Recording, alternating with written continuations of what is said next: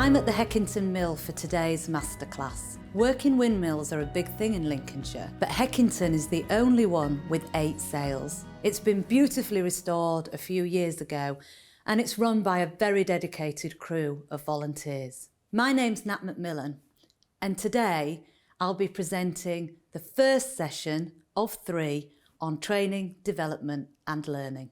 So what do we mean when we talk about training, development and learning? So when we talk about training, what we really mean is a kind of classroom setting. So where we have somebody who comes in as a trainer or an instructor to teach us something. So it might be a specific skill that you need within your setting. It might, for example, be in hospitality around food and hygiene, safety regulations, things like that, where somebody comes in and they train you on a specific competency. So that's what we mean when we talk about training. So what about development? Well, this is really thinking about personal development. So this, to me, is often a more informal setting. So perhaps it's how we have discussions at our appraisals or our development reviews, whatever you might call them. It might be the conversations that we have with individuals where they say, I'm really keen on exploring this in my career. I'm really keen in looking at doing this. It's different ways to work alongside people. It might be kind of on-the-job training, it might be mentoring, it might be coaching, it might be buddying up with somebody that's more experienced. But it's more that sense of how you develop someone in the role. It's more informal than that previous example of being in a classroom setting. And there are lots of different examples that I'll go on to talk about in this session. And thirdly, what do I mean when I talk about learning? This is often the part that's forgotten when we talk about training, development and learning. This has really come through for businesses, and it's talking about self-study or self-directed learning. So we know people read lots of self-help books. This is more than that. It's about encouraging people to have space to develop themselves, to access learning materials. It's also a very cost-effective way, particularly in the businesses at the moment, on the back of the challenges that we've had economically and tight budgets. It's certainly becoming a growing area around development for your staff. So in terms of other options, I want you to think a little bit about the practicalities. When you're looking at how you might do that training, development or learning, you need to think about whether or not it's an external or an internal provision. That will depend on the size of your business, of course. If you're a small team, the likelihood is you'll need to bring in some external support. But even if you're a team of perhaps anything 10 plus, you could look at developing someone within your team to help facilitate and bring through some of the learning and development. Again, considering how you can perhaps maximise your budget. You also need to think about whether or not the intervention is specifically for an individual or whether you want to do it on a team basis. So a really good example of this is sometimes when I go in to do coaching, that I'll often offer to do it on a team basis. So if you like, we're able to do it for a larger group of people. And again, it's not just in terms of the cost, it's also about the time and the effectiveness and having everyone together. So really think about, if you're doing it, could you do it for more people? Could you do it across the team and therefore get more impact and better value for money?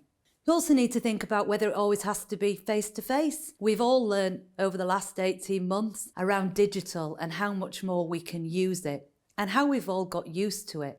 Digital offers lots of other opportunities. It prevents that need to travel. It prevents sometimes the extra time, staying away. It can be a really good way to work efficiently and to find a smart way to deliver training or development. It can be as simple as somebody coming in and doing a half an hour webinar, if you like, or group discussion with your team, somebody doing a masterclass. You can do it in real bite sizes like we're doing today, and digital is a great way to do that. So I want you to have a little bit of a think about whether or not it should be bespoke or generic. And what do I mean by that? Well, sometimes you'll want a particular intervention to be tailored to your business, to a particular issue. That usually ends up costing more money because, of course, it's got to be developed. You can look at more generic, so where it's almost off the shelf, so you're accessing it This might be, for example, things that are available online or from providers. So just having a think about, is it bespoke or is it generic? And then I want you to think a little bit about, does it have to be in the workplace or should it be off-site? Now, this isn't just about what's the most efficient way of using time or what's available. There's also something about some interventions are better done off-site. If I give you an example, perhaps if you've got an individual that might be struggling around their performance, perhaps they're not quite at the top of the game, to have a discussion like that around their development is sometimes better to go off-site for confidentiality, but also to feel that you can have a discussion away from the workplace. So that's just a little bit of a list to think about if you are looking at bringing in some training, development or learning. So just to bring all of that together, we've talked a bit there with a focus on individuals, I suppose, and teams, but we also need to remember that whenever we're looking at an intervention around training, development or learning, it's also got to be aligned with what the business needs and the business strategy and where the business is going. It can't just be based on individual preference. So I'm not saying that you shouldn't consider individuals and you shouldn't look to help them thrive. But if I give you an example, somebody might be really interested in becoming a chartered accountant, but your needs in your business are that you need them to man the reception. You need them to be highly skilled in that area. Do you really want to invest time in them becoming a chartered accountant when it doesn't fit with your business needs? So you need to be looking at a training plan, development plan across the business. Where are your gaps? Where are your potential skill gaps? Where might you be struggling to recruit that you need to fill? And looking at it as on a real macro level in terms of what does my business need?